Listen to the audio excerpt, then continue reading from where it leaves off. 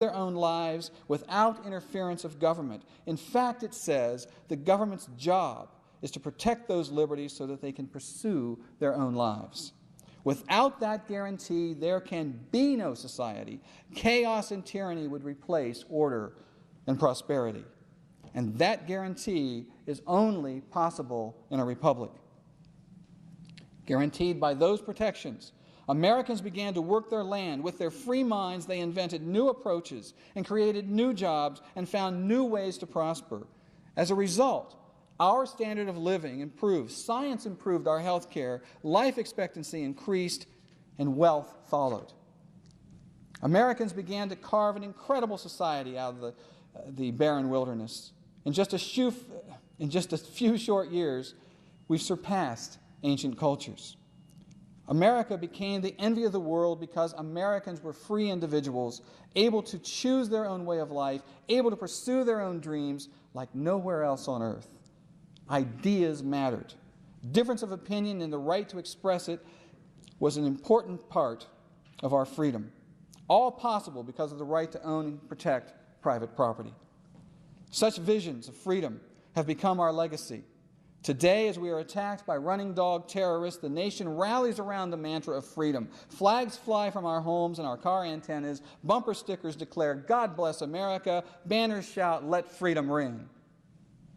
But in fact, under the banner of diversity, community, and earth, our American liberty is being replaced with rights granted by a gang of anti-American hooligans hiding out in the United Nations and buried in government bureaucracies and non-governmental private organizations. It is the lynch mob in action. As a result, the American people and their every action are being ruled, regulated, licensed, restricted, registered, directed, checked, inspected, measured, numbered, counted, rated, stamped, censored, authorized, admonished, refused, prevented, drilled, indoctrinated, monopolized, extorted, robbed, hoaxed, fined, harassed, disarmed, dishonored, fleeced, exploited, assessed, and taxed to the point of suffocation and desperation.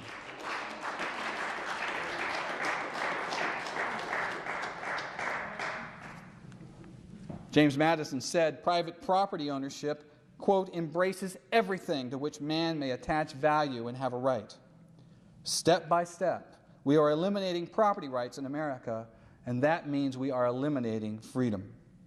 John Adams said, quote, "The moment the idea is admitted into society that property is not as sacred as the laws of God, and there is not a force of law and public justice to protect it, anarchy and tyranny commence." Is that not what we have done? Do we want leaders who stand for the rule of law, or do we select candidates based on which ones promise to give out the best goodies? The truth is, we keep electing politicians who offer the best argument on how to use government power. We select our leaders today based on which ones have the best plan for collecting taxes, the best plan for restricting land use, the best plan for providing government-restricted medical care and drug prescriptions, and soon, if some get their way, the best plan to control what we eat. You know, obesity, you see, it's a new sustainable mantra. In every case, by electing people like this, we are licensing the government to infringe on someone else's property rights. As a result, Americans are now beginning to wake up to find the real 800-pound gorilla, sustainable development, living on their property. So, how do we describe sustainable development? We've heard a lot of discussion about it today, but try this one. Imagine an America in which a specific ruling principle is created to decide proper societal conduct for every citizen. Let me say that again. Imagine an America in which a specific ruling principle is created to decide proper societal conduct for every citizen. That principle would be used to control everything you eat, what you wear, the kind of home you live in, the way you get to work, the way you dispose of waste, the number of children you may have, even your education and employment decisions. Sustainable development is that ruling principle for the implementation of what former Vice President Al Gore said we must all suffer through in order to purify our nation from the horrors of the 20th century's Industrial Revolution. In his book, Earth in the Balance, Gore called it a wrenching transformation of society. Consequently, sustainable development calls for changing the very infrastructure of the nation away from private ownership and control of property to nothing short of a national zoning system.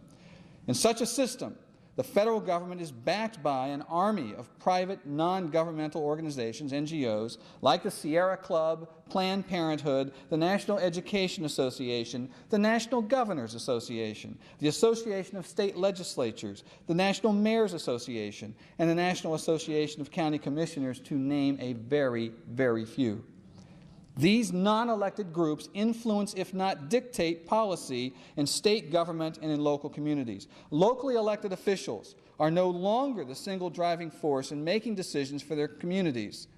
Most is done behind the scenes in non-elected sustainability councils armed with truckloads of federal regulations and guidelines and grant money. In the report from the President's Council on Sustainable Development, terms such as harness market forces describe proposals to impose consumption taxes on products that management, not government, management deemed to be unsustainable. So you've heard of proposals for fat taxes on sodas and McDonald's.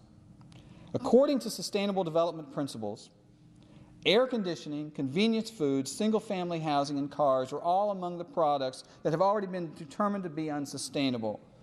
Add to that ski runs, grazing of livestock, plowing fields, logging, dams and reservoirs, and power line construction, as outlined in the Biodiversity Treaty, and you get the full picture of America under sustainable development.